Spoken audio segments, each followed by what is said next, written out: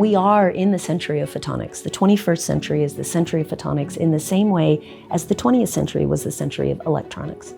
Your cell phone is actually a photonic device.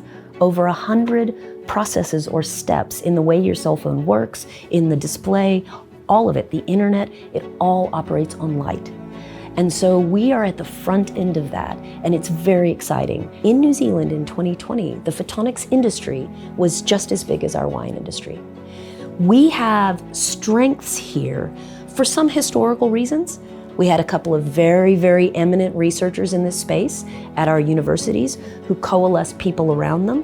And that means that, quite by accident, we have a pillar of strength in quantum and photonic technologies. And the Dodd-Walls Centre has taken that pillar and given it a unified purpose to drive New Zealand in a positive direction, economically, educationally, through opportunities for our young people, and through making some really fantastic new technologies, brought all of that together and given us a unified purpose. And when Pacific Channel and other people invest in those things, that's how you wind up with an awesome cell phone. That's how you wind up with the internet operating at the speed of light.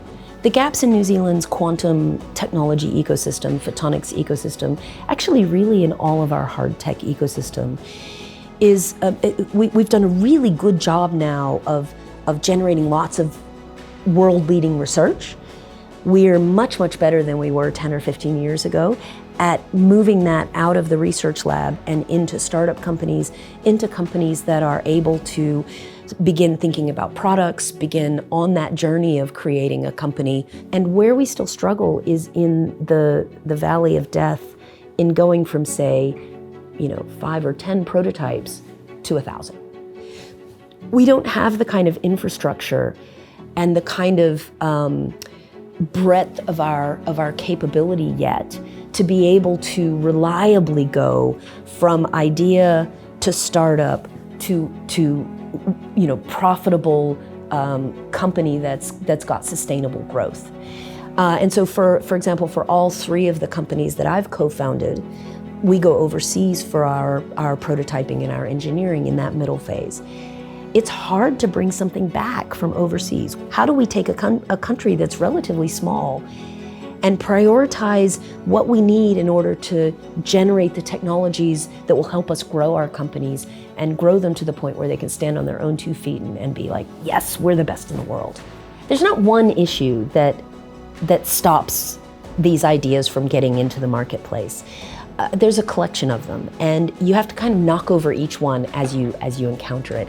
And almost all of them have to do with the fact that New Zealand is relatively small and relatively isolated. If you take a company that's trying to raise funds, the pool of funds is much smaller here. If it takes 100 interactions before an investor steps in to lead, somebody in New Zealand's really in trouble because we don't even have 100 potential investors in the area that you're in. So immediately we're having to go farther afield. We're having to do more with less. We hear that a lot. We don't have the same depth of expertise, so we have to be careful about what we decide to innovate and take to commercialization. We can't do everything. I heard of a venture capital firm in San Francisco earlier this year say, every important commercialization effort happening in AI at the moment is happening within a very small region of California. There's no way New Zealand's going to be able to kind of compete on that level. And so that means we have to be smarter about what we choose to innovate and take to commercialization. We also have to think a little bit differently about it. We can't just assume that because we have a good idea and our science is successful, that idea or that innovation is entitled to be commercialized. We have to think harder about how we're going to do that.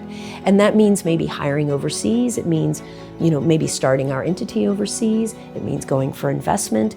It means thinking about raising up our people here and forming the kind of ecosystem here that allows the next company to thrive. So I think, of course, we have challenges. None of this is easy, but if it wasn't worth it and it wasn't fun, we wouldn't do it.